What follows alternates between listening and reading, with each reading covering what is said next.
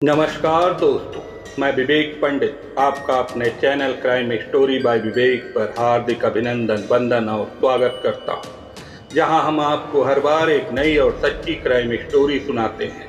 अगर आप भी मेरी तरह क्राइम स्टोरी में दिलचस्पी रखते हैं तो मेरे चैनल को सब्सक्राइब करें और बेल आइकन को भी दबाएं, जिससे हमारी हर कहानी आप तक सबसे पहले पहुंचे। 16 जनवरी 2025 हैदराबाद। 45 साल का गुरुमूर्ति अपनी सास और ससुर के साथ मीरपेट पुलिस स्टेशन में अपनी पत्नी वेंकट माधवी की मिसिंग रिपोर्ट लिखवाने आता है। वह कहता है कि बीते पिछले 2 दिनों से उसकी पत्नी लापता है। वह पुलिस वालों को बताता है कि 14 जनवरी की सुबह किसी बात को लेकर उसकी माधवी से बहस हो गई थी, जिसके बाद गुस्से के मारे माधवी घर छोड़कर चली जाती है। शुरू में तो मुझे ऐसा लगा कि वह जरूर अपने मायके गई होगी या फिर अपने किसी दोस्त के घर गई होगी और शाम तक वापस लौट आएगी, लेकिन काफ़ी समय बीत जाने के बाद भी जब वह वापस लौट कर नहीं आई तब मैं उसे कॉल करना शुरू किया, लेकिन उसका मोबाइल फ़ोन भी स्विच ऑफ बता रहा था।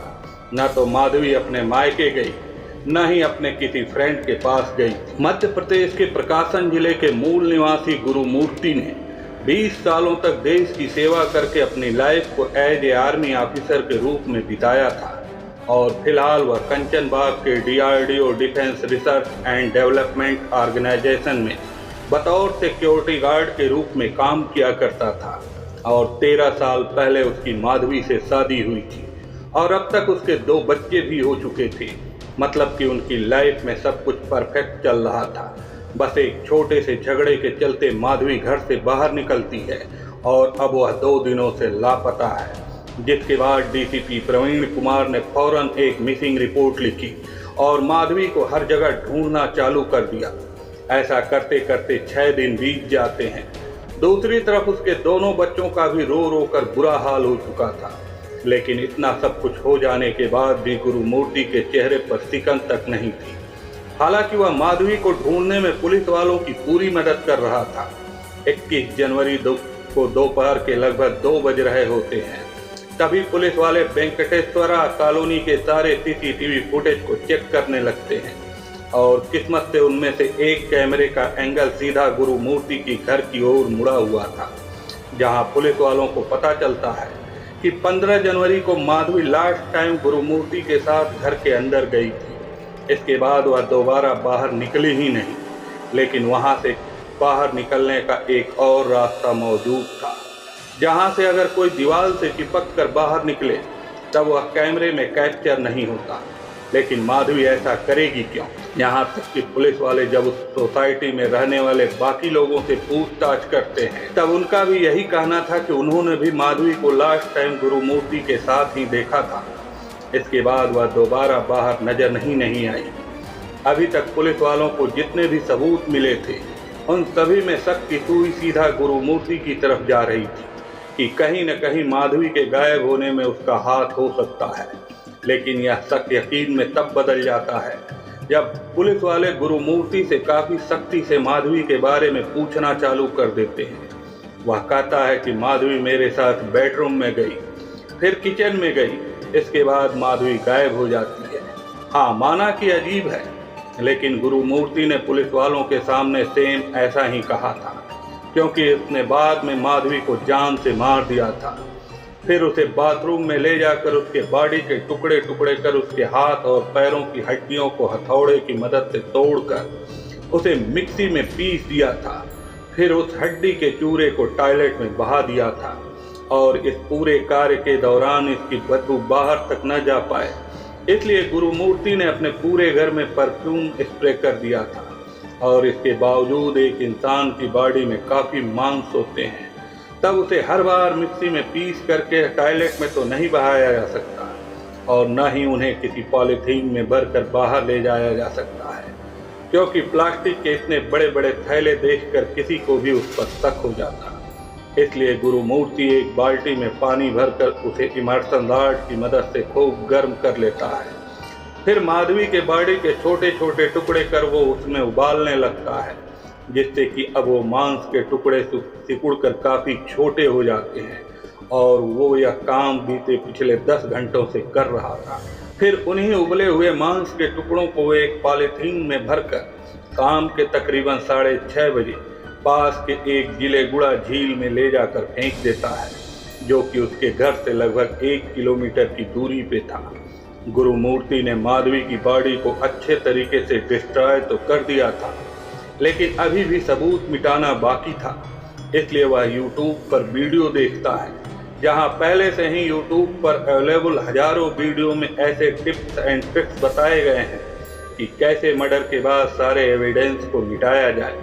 वो वीडियो में बताई हुई सेम उन्हीं टिप्स को फॉलो करके अपने घर को 3 से 4 बार फिनाइल से साफ कर देता है।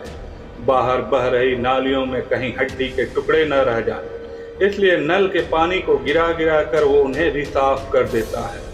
फिर रात के तकरीबन 10 बजे वो अपनी बहन के घर जाता है और अपने दोनों बच्चों को वापस ले आता है, उसी घर में जहां कुछ घंटों पहले वहां उसने उन दोनों बच्चों की मां को बेरहमी से मारा था। तभी उसके दोनों बच्चे अपने पिता से पूछते हैं कि उनकी मां कहाँ गई, जिस पर कि गुरुमूर्ति जवाब देता है कि उनकी मां अपने किसी फ्रेंड के यहाँ कुछ दिनों के लिए रहने को गई है और वो 3 से 4 दिन बाद वापस घर लौट आएगी। वो बच्चे भी काफ़ी नादान थे और वह अपने पिता की इस बात को मान लेते हैं। फिर बेडरूम में जाकर आराम से सो जाते हैं। अगले दिन भी सब कुछ परफेक्ट चल रहा था। गुरुमूर्ति अपने दोनों बच्चों के लिए नाश्ता बनाता है, उन्हें खिलाता पिलाता है, फिर बाहर घुमा कर ले आता है। दूसरी तरफ माधवी की मां काफ़ी परेशान हो चुकी थी, क्योंकि बीते पिछले 2 दिनों से उन्होंने एक बार भी अपनी बेटी से बात तक नहीं की थी।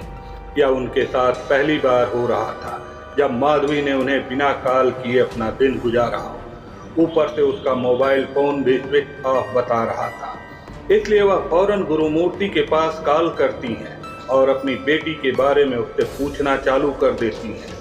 तब गुरुमूर्ति कहता है कि वह अपने किसी फ्रेंड के यहाँ गई है और 3 से 4 दिनों बाद वह वापस घर लौट आएगी। लेकिन तब भी माधवी की मां का दिल नहीं मानता और वो फौरन हैदराबाद जाकर गुरुमूर्ति से ये जिद करने लगती हैं कि वह जल्दी से जल्दी अपने बेटी से मिलना चाहती है। तब गुरुमूर्ति कहता है कि उनकी बेटी पिछले 2 दिनों से लापता है, वो वापस घर लौट कर नहीं आई है। मुझे ऐसा लगता है कि कुछ दिनों पहले माधवी से मेरी एक छोटी सी लड़ाई हो गई थी, इसलिए वह गुस्से के मारे अपने किसी फ्रेंड के घर चली गई होगी। लेकिन टेंशन की कोई बात नहीं है, वो 3 से 4 दिनों बाद वापस लौट आएगी। इतना सुनते ही माधवी की मां डायरेक्ट पुलिस स्टेशन जाकर अपनी बेटी की मिसिंग की रिपोर्ट लिखवा देती है और फिर इसी के बाद लगभग 3 से 4 दिनों बाद उन्हें जाकर पता चलता है कि गुरुमूर्ति ने ही उनकी बेटी को मार डाला है। लेकिन जब पुलिस वाले गुरुमूर्ति से यह पूछते हैं कि आखिरकार उसने यह मर्डर क्यों किया, तब वह उनसे कहता है कि यह सब कुछ अचानक से हो गया। माधवी 15 जनवरी को पोंगल का त्यौहार मनाने अपने मायके जाना चाहती थी, जो कि उसे बिल्कुल भी पसंद नहीं था और वो इसके लिए साफ इनकार कर देता है। तब भी वह माधवी का मन बहलाने के लिए उसे और अपने बच्चों को लेकर अपनी बहन के घर चला जाता है। लेकिन अगले दिन गुस्से के मारे माधवी वापस घर लौट आती है। उसे मनाने के लिए गुरुमूर्ति भी अपने दोनों बच्चों को उनकी मौसी के पास छोड़कर उसके पीछे चला आता है। 15 जनवरी के सुबह लगभग 10:30 बज रहे होते हैं कि माधवी वापस से अपने मां के पास जाने की जिद पकड़ लेती है, जिससे कि गुरुमूर्ति काफ़ी गुस्सा हो जाता है और पुलिस वालों से कहता है कि पैसों के लेन देन के चलते हुए माधवी के परिवार वालों से नफरत करता था और इसी चीज को लेकर एक छोटी सी बहस मारपीट में उतर आती है। गुरुमूर्ति माधवी के सिर को पकड़कर उसे जोर जोर से दीवार पर लड़ाने लगता है, क्योंकि वह इंडियन आर्मी में एक सोल्जर भी रह चुका है, इसलिए उसकी बाजू में बहुत ताकत थी जिसे कि माधवी झेल नहीं पाती और सिर पर गहरी चोट लगने की वजह से ऑन द स्पॉट उसकी मौत भी हो जाती है। जिसके बाद गुरुमूर्ति को इस बात का डर लगने लगता है कि अगर यह बात गलती से भी बाहर फैल जाएगी तब सभी को यही लगेगा कि उसने अपनी वाइफ को जान से मार दिया और उसे जेल हो जाएगी। तब जाकर उसे मजबूरन सबूत मिटाने के लिए अपनी पत्नी के बॉडी के टुकड़े टुकड़े कर उसे झील में फेंकना पड़ा।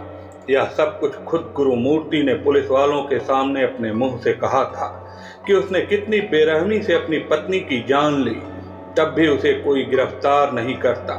क्योंकि जब पुलिस वाले उसके घर की तलाशी लेते हैं तब उन्हें घर के अंदर एक खून का धब्बा तक नहीं मिलता है जिसे कि वह सबूत के तौर पर इस्तेमाल कर सकें कि उसकी कही ये सभी बातें सच थी। कमाल है ना, अगर कोई खुद अपने मुंह से जुल्म को कबूल कर रहा है तब उसे गुनाहगार साबित करने के लिए पुलिस वाले सबूत इकट्ठा करते हैं, लेकिन जब कोई खुद को बेगुनाह साबित करना चाहता हो तब उसे पुलिस वालों को सबूत देना पड़ता है। धीरे धीरे कर माधवी को गए हुए 6 महीने बीत जाते हैं।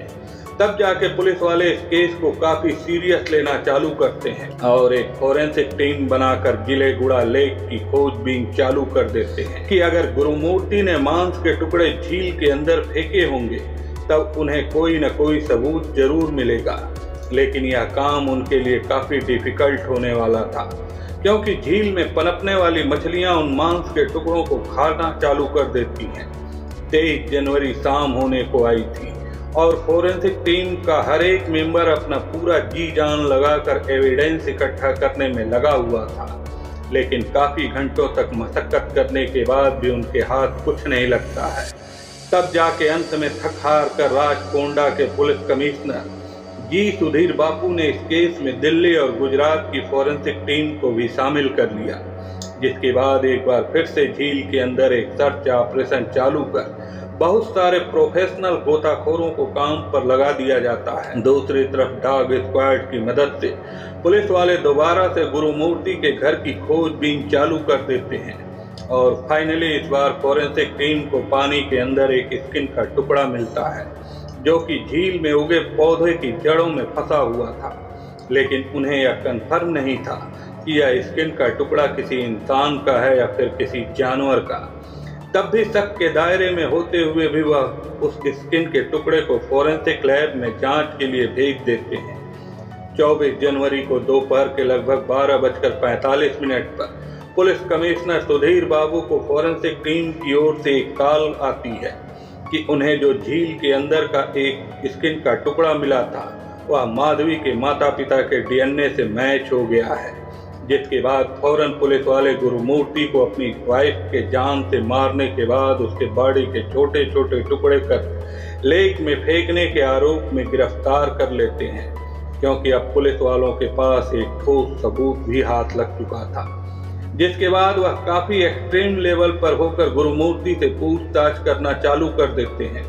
तब जाके इस केस में एक और ट्विस्ट आता है कि यह सब कुछ अनजाने में नहीं हुआ था, बल्कि यह सब कुछ एक प्री प्लान मर्डर था।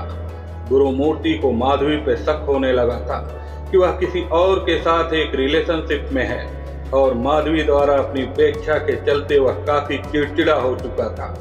उसे ऐसा लगता था कि माधवी अब उसे कम भाव देने लगी है, इसके बजाय वह बाहर किसी और मर्द को ज्यादा भाव देती है। इसलिए वह एक प्लान बनाकर उसे जान से मार देता है, जो इस केस को बनाता है rarest of the rare case, जहां एक्यूज मेंटली और फिजिकली फिट होने के बाद भी एक शैतान है। दोस्तों, यह कहानी यहीं समाप्त होती है। अगर इस कहानी से आपको कुछ सबक मिला हो तो आप हमें कमेंट बॉक्स में जरूर बताएं, और हाँ, इस चैनल को सब्सक्राइब करते हुए स्टोरी को लाइक करें और अपने दोस्तों में अधिक से अधिक शेयर करें, ताकि अन्य लोग भी इस घटना से कुछ सबक ले सकें और अपने आप को सतर्क और सुरक्षित रख सकें। मिलते हैं अगली कहानी में, तब तक के लिए सावधान रहें, सुरक्षित रहें और सतर्क रहें। नमस्कार।